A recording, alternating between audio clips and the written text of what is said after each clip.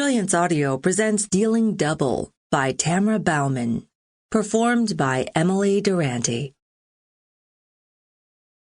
Sophia Moretti was pretty darned impressed with her usually reserved self. While on the run, and in just under 30 hours, she'd evaded trained assassins, driven without a bodyguard for the first time, and had managed to make it from D.C. to New Mexico without stopping, except for the essentials. A new record, according to her burner cell phone. Her main cell, the one tracked by her mobster father, was probably still riding around under the back seat of the cab where she'd purposely left it in D.C. to buy herself some time. Her journey, which was thankfully almost over, was especially impressive for a dead person. Sophia Moretti had died in a car accident when she was just 16, as far as the rest of the world knew. Faking her death had been the only way to keep herself safe from the people who had killed her mother and brother 12 years earlier. Her father had a lot of enemies. Before her faked death, getting shipped off to Europe at 10 years old with a new name had kept her safe. But the charade had left her mostly alone and with an empty heart.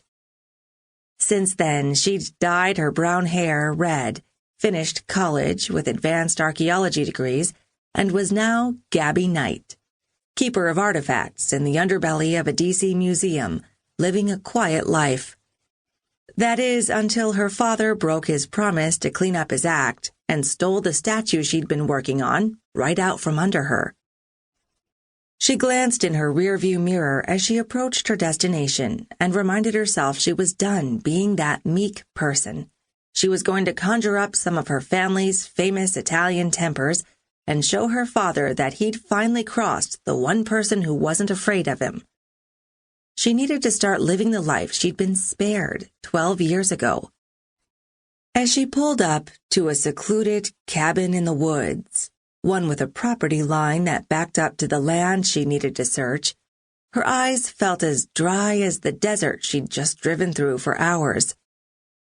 New Mexico was like landing on the moon compared with D.C. It was an odd combination of sandy deserts, looming red, orange, and purple layered cliffs, and mountain passes with pine trees and aspens reminiscent of Colorado.